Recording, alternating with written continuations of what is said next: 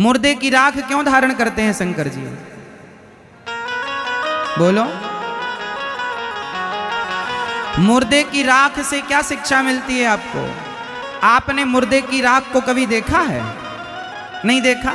देखना, अस्थियां नहीं देखी? आपने देखी मुर्दे की राख? बता, मुर्दे की राख से क्या शिक्षा मिलती है? मुर्दा हमें कितनी बढ़िया शिक्षा देता है, जितना बढ़िया ज्ञान हमें मुर्दा दे सकता है कोई नहीं दे। कोई गुरु ऐसा नहीं है इस धरती पर जो मुर्दे से बेहतर ज्ञान दे सके। क्या ज्ञान है मुर्दे का?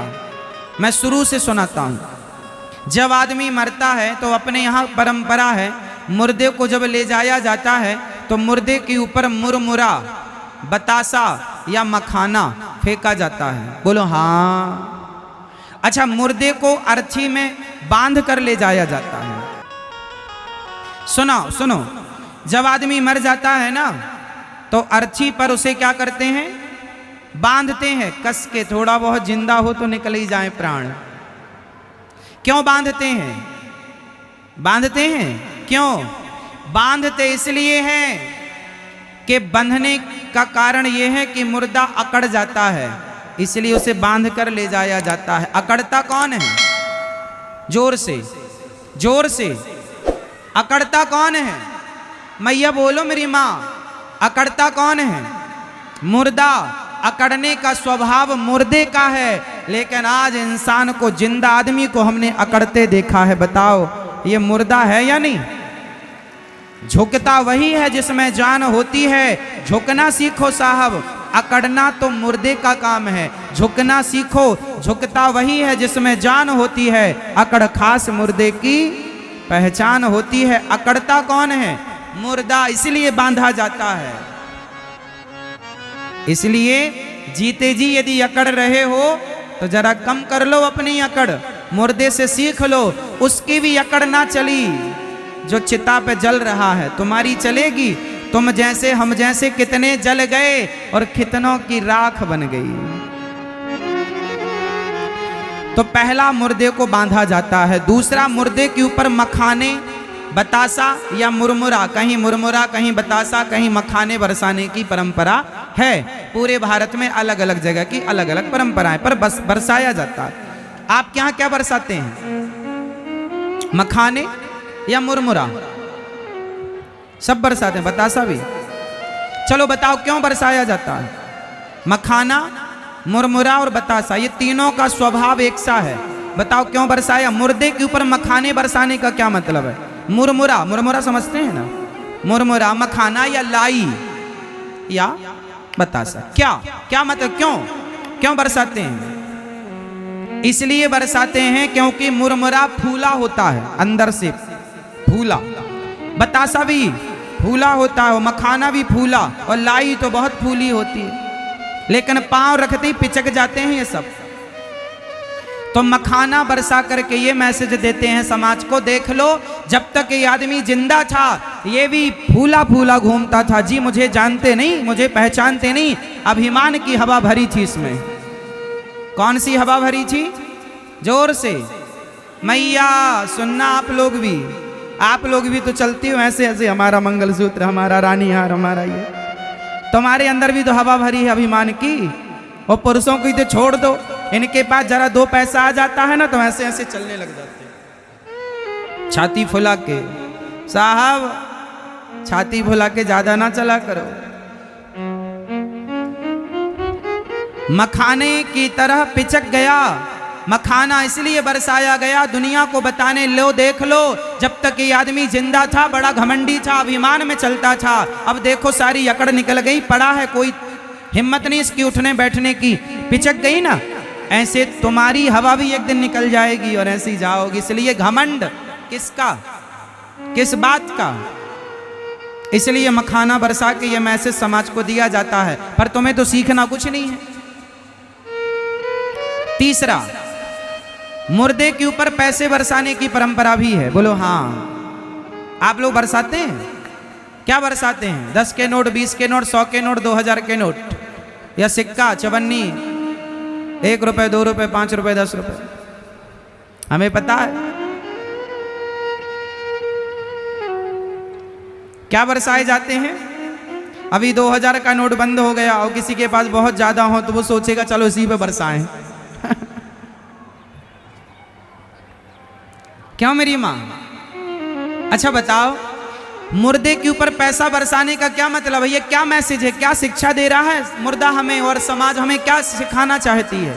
क्या तात्पर्य है? ये तात्पर्य है कि सुन लो दुनिया वालों, जब तक ये आदमी जिंदा था पैसा पैसा पैसा पैसा करता था, पैसों के लिए रिश्ते बिगाड़ता था, पैसों के लिए भाई भाई से लड़ता था, पैसों के लिए पति पत्नी लड़ जाते थे, पैसों के लिए बाप बेटे लड़ जाते थे। और आज इसके छाती पर पैसे पड़े हैं, तेरी हिम्मत है तो उठाकर दिखा। पैसे के लिए मरने वाला मर गया तू, और आज तेरी छाती पर पैसे पड़े हैं। इसलिए पैसा पैसा ना करो साहब, इंसानियत पैसे से बड़ी होती है, रिश्ते पैसों से बड़े होते हैं। इसलिए पैसे को जो इतना महत्व दुनिया के लोग देते हैं, इसलिए मुर्दे पर पैसा बरसाकर समाज को शिक्षा दी जाती है कि ज़्यादा हाय पैसा ना किया करो, क्योंकि ये मरने वाला सब छोड़ कर गया है। जब तक जिंदा था ये भी पैसा पैसा मेरा मेरा मेरा मेरा करता था, मर गया तो एक चवन्नी लेकर नहीं गया। क्यों जी, आप लोग लेकर जाएंगे?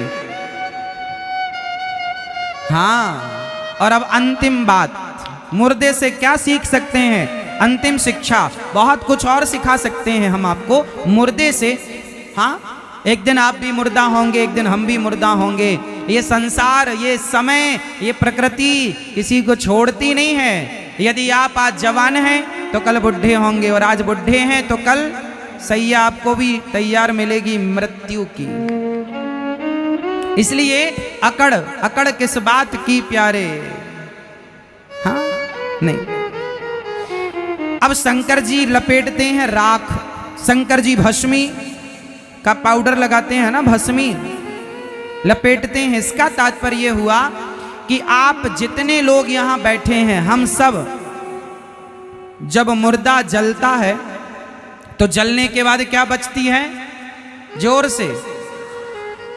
अच्छा बताओ, एक दिन आप में से ऐसे कितने लोग हैं जिनकी एक दिन राख हो जाएगी, जिनका शरीर एक दिन राख हो जाएगा? आप में से ऐसे कितने लोग हैं जो एक दिन जलकर राख हो जाएंगे? अच्छा, सब? हमें लगा कोई तो बचा होगा, सबने हाथ उठाया।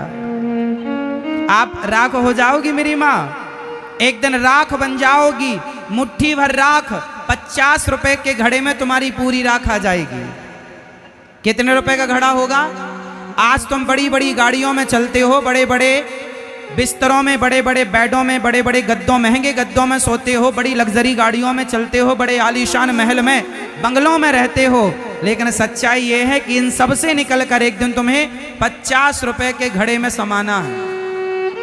अंतिम यात्रा तुम्हारी गाड़ी पर नहीं, कंधों से होती जाएगी गुजरते हुए। एक 50 रुपए के घड़े में जाकर तुम समा जाओगे। लोग कहेंगे फलाने की अस्थियां जा रही हैं, फूल जा रहे हैं। आज का इंसान कल की अस्थियां हैं। अब बताओ घमंड किसका करें हम? बताओ, जमीन का करें, जायदाद का करें, परिवार का करें, पैसे का करें? क्या बन जाओगे आप लोग? एक दिन मुट्ठी भर जोर से राख बन जाओगे। कितने रुपए के घड़े में आ जाओगे?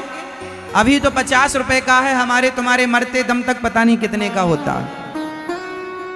हमने तो रेट पूछ के रखा है साहब। हम तो कहते हैं अपने घर में एक टांग लो सामने, आते जाते देखा करो ताकि तुम्हारा घमंड ना बढ़े। याद रहे कि एक दिन इस घड़े में समाना है। अकड़ किस बात की रखें? इंसानियत का परिचय दो, अभिमान का नहीं। अकड़ रावण की चली हो तो बता दो, जिसकी लंका सोने की थी तो तुम्हारे घर तो माटी के हैं। मैया आपका घर किसका है? सोने का है, माटी का है। फिर सोने के घर वाले का घमंड ना टिका तो माटी के घर वालों का घमंड कितना चलेगा?